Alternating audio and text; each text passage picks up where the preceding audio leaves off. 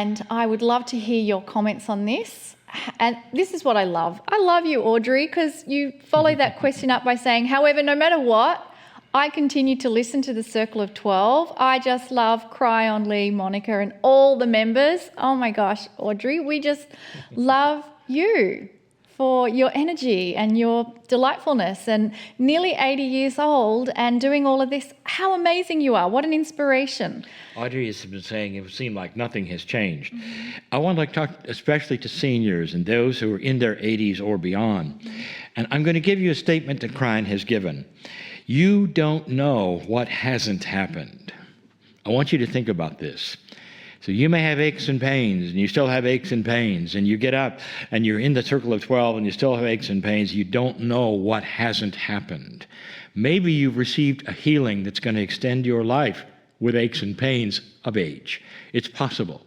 Don't send me letters, folks. I mean, you say, well, you ought to be able to cure everything. When you're 88 and you're in these situations, you don't know what hasn't happened. Kryon has given this information. Don't assume you think you know what healing has happened when you've had a life extension. And yes, sometimes age simply does come with creaks and these kinds of aches and pains. But God bless you for being there, for being the age you are, for being with us. And I hope you take this to heart, because I think there has been a healing in your life, and perhaps it's been one of those invisible ones. Again, you don't know what hasn't happened.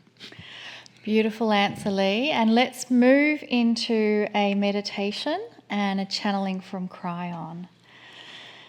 And this meditation, it's simply a pause and a stop, a preparation to receive the energy of Kryon, the loving messages of Kryon. And in this preparation, you may even wish to close your eyes. You may even wish to place a hand on your heart. And you may even wish to acknowledge that the true nature of who you are is eternal. That means that you have had no beginning and you never end. We get to spend time on this beautiful planet in the bodies that we're in. It's a temple and a vessel that holds our eternalness. And so we just give gratitude and thanks for this moment where we are able to experience the contrast of our eternal nature within a vessel that has a finite experience. And you may wish to take a deep breath and then just relax further into the chair. You can place your hands on your lap if you've had them on your heart. And we welcome in the beautiful energy and message from Kryon.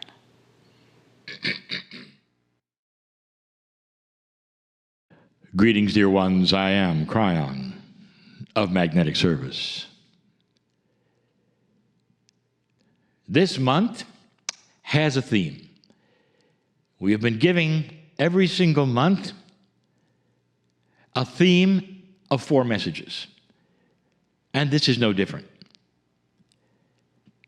The first week of the month, we told you what the theme would be, and we continue it even today. Dear ones, changes are afoot.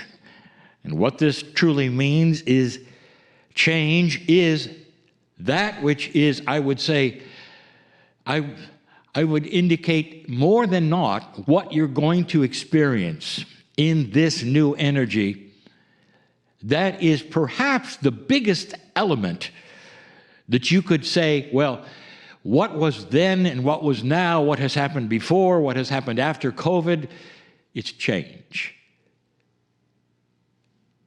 And there are 4 profound changes that I wish to talk about. I talked about one already, and today is going to be another. There are all manner of things that you could say the new energy is bringing you. You could say, well, I think the biggest thing is the new light. I think the other thing is the way that institutions are changing, or this or that, or what COVID has done or does not. But I'm telling you, the biggest thing, change. Changes that you did not expect. Now that's the big one. And so we're going to posture this with a little bit of research, a little science, actually. Have you ever noticed something? That history tends to repeat itself. If you go back, if you're a historian, you can see this. It is so profound that it just seems like there is a dysfunction in humanity. It seems like generation after generation, the same mistakes keep being made. You'll get through one war, you'll take a break, and you'll get right back into it, perhaps for the same countries, for the same reasons, perhaps even in the same location. This has been the way history has happened. And it doesn't matter whether it's ancient history or it is absolutely current. Doesn't it seem to you like when you look at history that the elements that would create argument, the elements that would create hatred or fear, seem to pop up over and over? Generation after generation, it's almost like one generation accomplished something and they said, this is done, I'm glad it's over, and the next generation then rekindles it. And here it comes again. This is so profoundly true as you look at it that you would ask, is there any science behind it? It's the scientist Greg Braden who put this together and started looking at it and asking, is there a cycle and perhaps a reason for this? Indeed, the research shows that there is a cycle. The research shows that there's even a definition of how long that cycle actually could be. You didn't expect science around history repeating itself, did you? But it does. So let me put it in a way that's a bit different than the scientist Greg put it, and make it simplified. Pretend for a moment there's levels of awareness and energy on this planet. And for eons, you have been at a level and an energy that had a definition because of the vibration it was at. Let's say the vibration is X, a number X. And X gives you cycles. And those cycles have numbers and years. And as long as you're in the energy of X, those things continue to repeat and repeat and repeat and repeat. And we have told you so many times that you have been stuck in an old energy.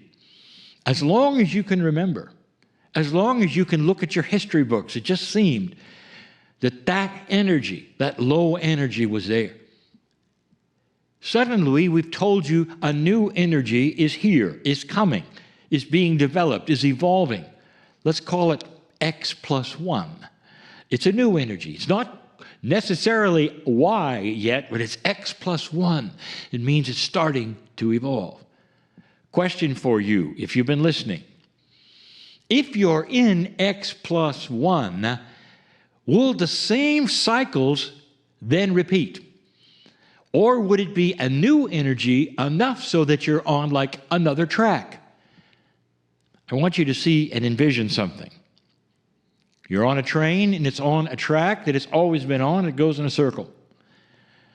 That circle is your history, and it tends to repeat itself over and over and over for hundreds of years. You go to a situation and suddenly you see another track available that is an off-siding, an offshoot. It's a switchable place where you could go to another circle. And that other circle, indeed, it's still a circle, is just on another level, up higher. The switch is thrown, the train goes then up a little hill, and now it's on another circle. That's x plus 1. But in that new circle, there's no history.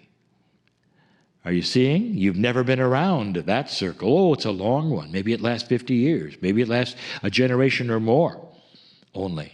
Maybe it lasts 100. But as the train goes up and goes to that level and then is on that circle, it's on virgin track. It's never had a history before. It's making new rules. It's making new assumptions. It is an elevated track then, is it not? X plus 1 is where you are. You've changed tracks, dear ones, and so here is the premise of the change. I want to give it to you now. I hope some of you write it down. Do not expect what's happened in the past to be the model of what's going to happen in the future. History will not necessarily repeat itself because you're in X plus 1. You're in that elevated track where there is no history to repeat. It's like you're riding the first time around the track right now. This is what the scientist Greg Braden presented and showed you very profoundly in his work. And he would be the first one to agree that if you change tracks, there's no history to repeat. And that is the essence also of his work and his book and the solutions that he came with as well. Change tracks. What does this mean for you personally? Let's talk about some of these things. It's not just history that you've changed. It's the way you act. What do you expect next?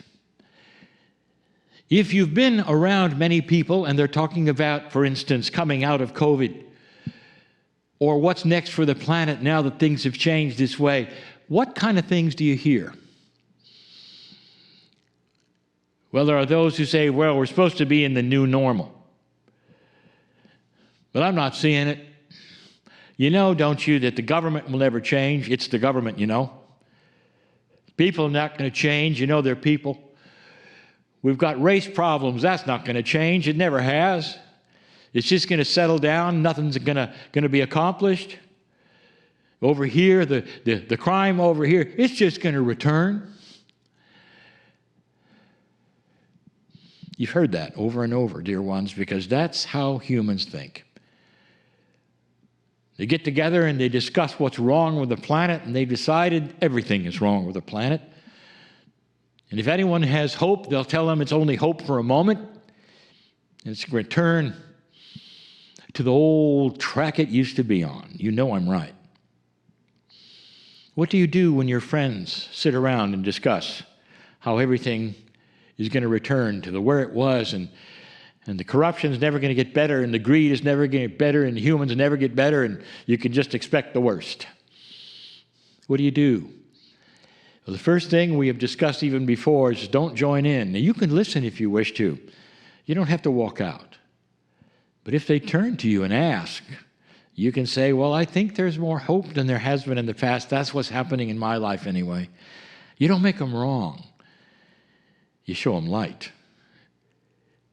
You don't have to say what I'm going to tell you, but you can know this. And those old souls right now who are feeling it are saying, yes, yes, we're feeling that we're on this new track. There is a new energy here. X plus 1 is starting on this planet.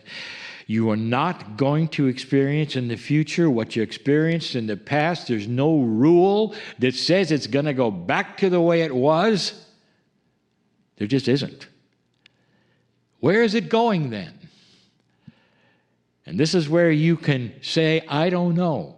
But I know that right now we have an opportunity to take it where it's never been before, to make changes that stick, to say things we want collectively for them to be a certain way, and that sticks, and it doesn't have to return to the way it was. Oh, there's more, dear ones. I'll give you one the next time we're together. It's a big one. But the lesson of this day, this change, you're on a new track.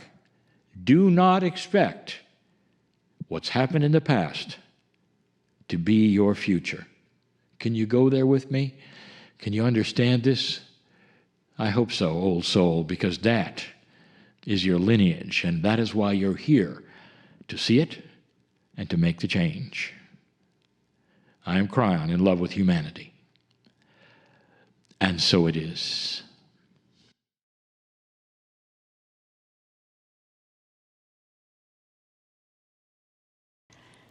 And let the energy of that beautiful message really sink into the cells of your body, that the past doesn't dictate the future. Let's really cognize that whatever has happened in your past, you can let that all go, because you have the most amazing future coming your way. And we have a special guest joining us today who is the example of that exact thing, where she had things in her past that she was able to change very quickly and create a whole new future, not only for herself, but for many other patients that she has worked with. And so, Lee, we are really both excited that we have Dr. Kim D'Ermo joining us. And I just want to check, Kim, are you there? I am here. Fabulous. Well, we want to tell everyone about you.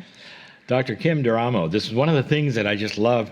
There's a term we call conscious physician, and then you're going to hear what that means now if you're not really aware of it. Best-selling author of The Mind-Body Toolkit and founder of the American Institute of Mind-Body Medicine.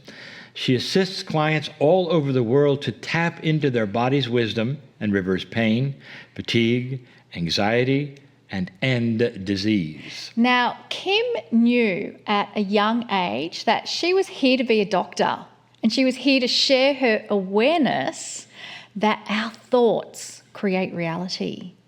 Our emotions directly affect our cells, and that our bodies can heal from within. So she later attended osteopathic medical school and then went on to become a board-certified emergency medicine physician. So as a doctor who was highly empathic and energy sensitive, it was easy for her to tune in and quickly see exactly what was limiting her patient's health and keeping the disease in place. I'd like to say that about 3 times, because this is exactly what we teach, and there are things keeping the disease in place. And there in the ER and all of that, I'm quite sure she was looking at that on a regular basis, because she goes on to say, working in the emergency room for years, she was amazed at how universal this process was.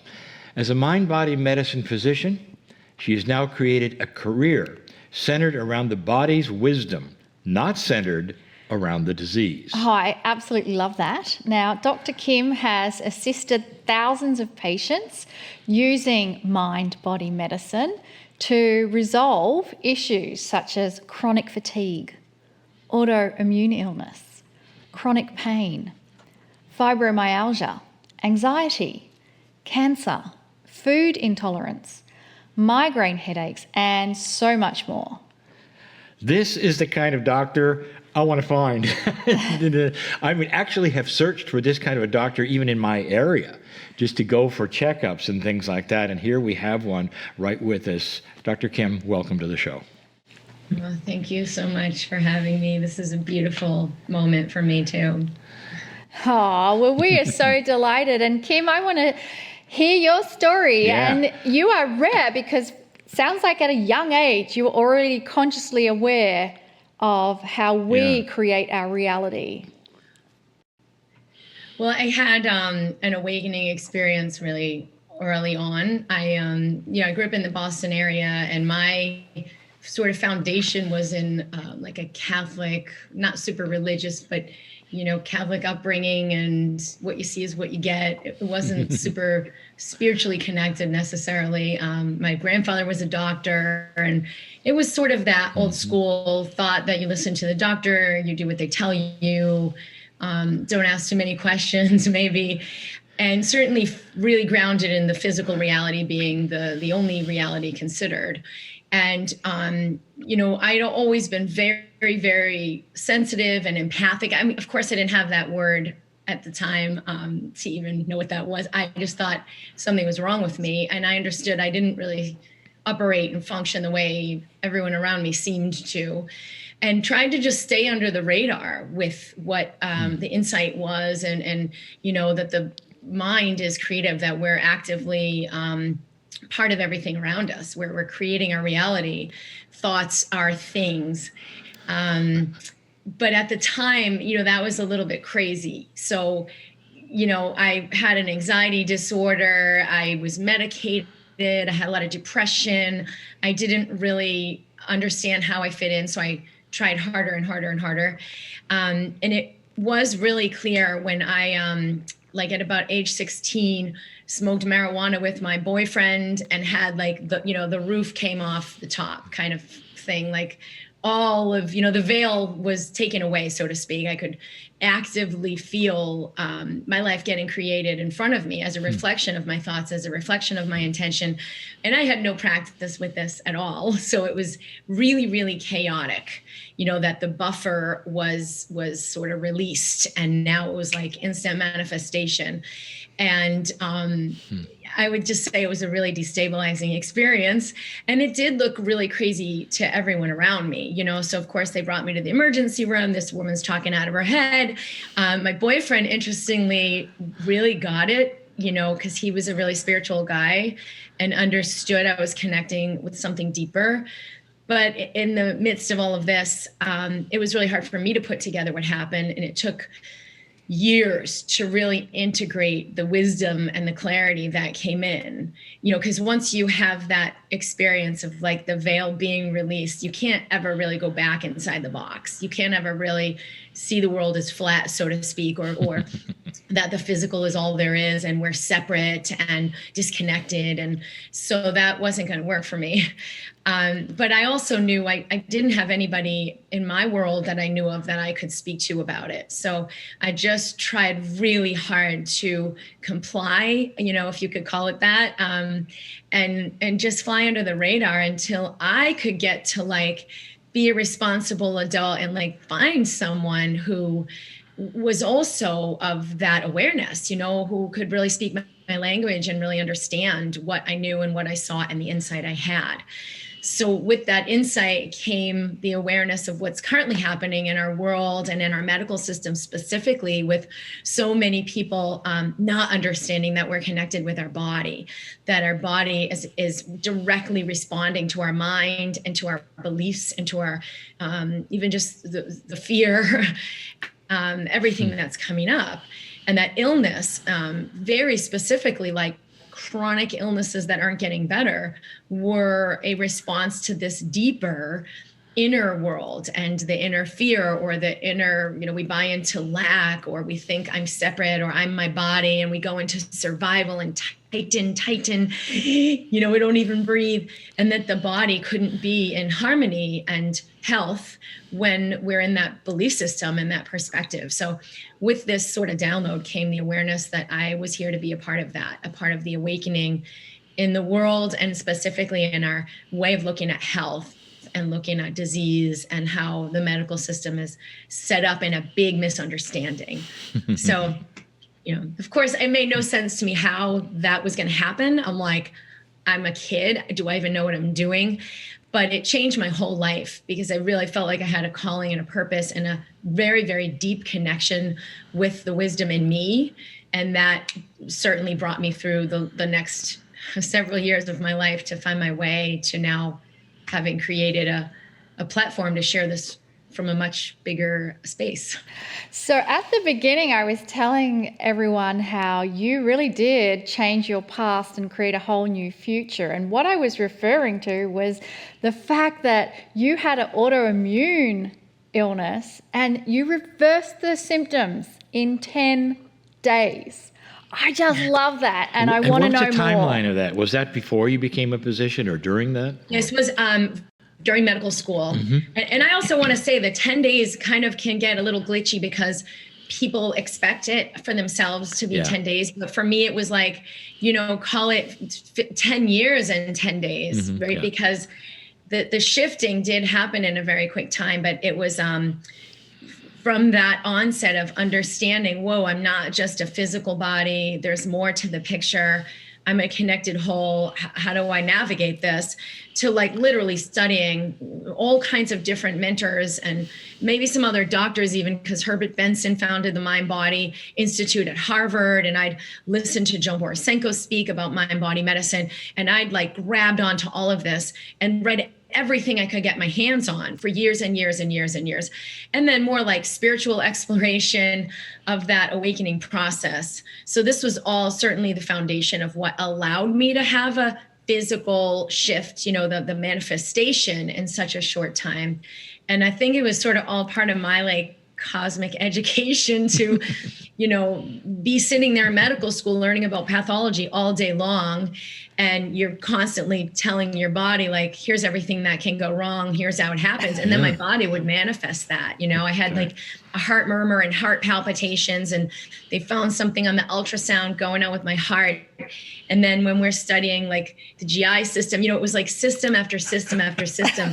I didn't put it together until the GI system. And I'm like, oh my gosh, I'm so constipated. So I call my mom because I tried everything and I'm like, Mom, something's wrong. I'm just not pooping. I'm so constipated.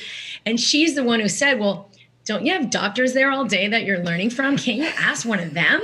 Because we couldn't figure it out. And I said, oh my God, actually, we have a GI doctor this week because right now we're studying the GI system. And that's when I started to get a little suspicious, like my cells are listening to all this study about pathology, and they're responding to that. And we did get myself like handled with the acute issue, but it helped me understand like, well, there's really a deep connection, especially for me being like a highly sensitive, empathic kind of person, more like energy aware than maybe some people. I was more susceptible to that. So, it was later on, a couple of years later, where I had this like severe unrelenting fatigue, which they probably would have just said you have chronic fatigue syndrome, but that wasn't as prevalent in understanding at the time. So I saw doctor after doctor after doctor, and these like febrile, where I'd get like that malaise and kind of like you're getting sick, feverish yuckiness intermittently, and migraines, like a lot of weird things, and no one could figure it out. So of course I went from like doctor to doctor to doctor with, the full on work app, and no one could find out what was really happening. And I felt super lost because I understood the mind body connection. I understood mind over matter. I should heal myself. What am I doing wrong? And that was what I kind of kept asking is, what's wrong with me? What's wrong with me? And I understand for so many people, it's like, no, there really is something wrong with me. Like I'm trying to verify it and validate it. There's something wrong. But I didn't understand that that was sort of the very thing that made it worse and worse and worse, where it was like the second year in, now it's more complicated with more symptoms.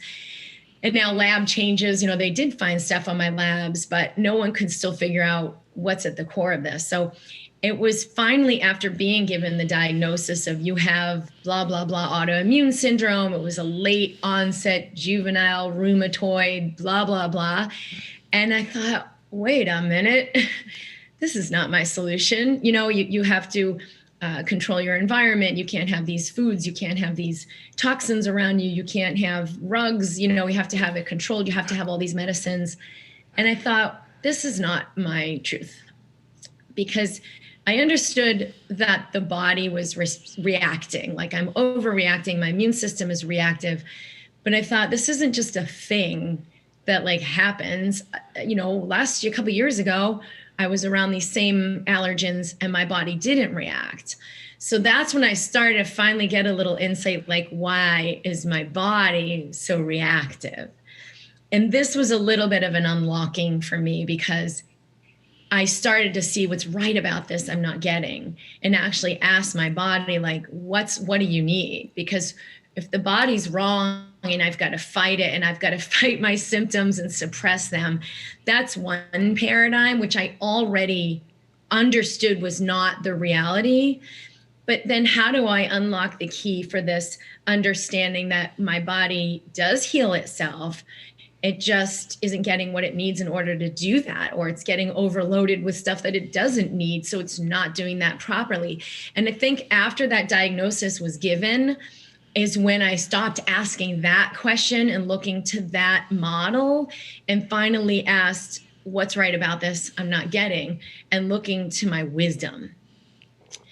And that was when, the 10 days, it was very, very, once I tuned into my body was like, I've got you. If you're listening, we will talk. The wisdom rather is like, we will talk. And through that connection had just massive amount of insight. And I could literally feel myself clenching down, and literally feel that the severe pains and joint pains and arthritis that was developing was a direct response to my inner conversation. Well, folks, if you're listening, I hope you are, we've gone through almost a year of Healing Wednesdays and Yes. people talking about this very, very thing. You now have a physician talking about exactly this. We create so much. And I didn't mean to go to this area, but right away, I looked at COVID and saw the horror there, and then indeed a disease and many deaths and all. And I just wondered, what the press was doing to exacerbate this and making people sicker, because they're now fearing it and getting closer to it even. Well, we've collectively, if you want to say, created this to let the fear, which has been, it seems like people are in fear. It's been a year. Oh, it's a year of fear. No, this fear has been there for decades and decades and decades and decades and decades. But it's been at this like really subtle level where most people were completely unaware of it. So they would just like pedal harder, run the rat race a little harder, suppress with a little more gusto, and like move on, and then live their life in this like everything's fine sort of superficial layer. And under the surface, the fear has been there. And what the fear is I'm powerless, right? The outer is the power, and what I'm just this physical thing, and I'm powerless. I'm separate. That like I'm a physical body, and so obviously our medical system sees it. You need a physical solution, right? Because people will say to me, well, if I have real disease, then this can't really apply to me, which is not true at all. So that's the second sort of lie, is like I'm a physical, separate, solid thing, which is not the truth. And will also always create fear and lack when we buy into that idea. So these sort of main things, I'm powerless, I'm physical, I'm limited, are a big foundational lie. And we cannot rise into the greatness of awakening we're here to have, and the prosperity on that foundation. So it sort of needs to fall away. Now you've either kind of like studied this for a long time and begun to understand like, whoa, I'm an infinite being having a physical experience, and you have maybe been a little more versed with that, in which case this fallout of the fear really, really surfacing may not be quite as challenging for you. Like you kind of have a little bit of awareness of, as within, so without, where's my true connection to source? Because everything out there is falling away, right? Maybe I lost my job. Maybe you have a diagnosis and you're like, I could die. And it calls you to potentially connect with something that is truly substantial.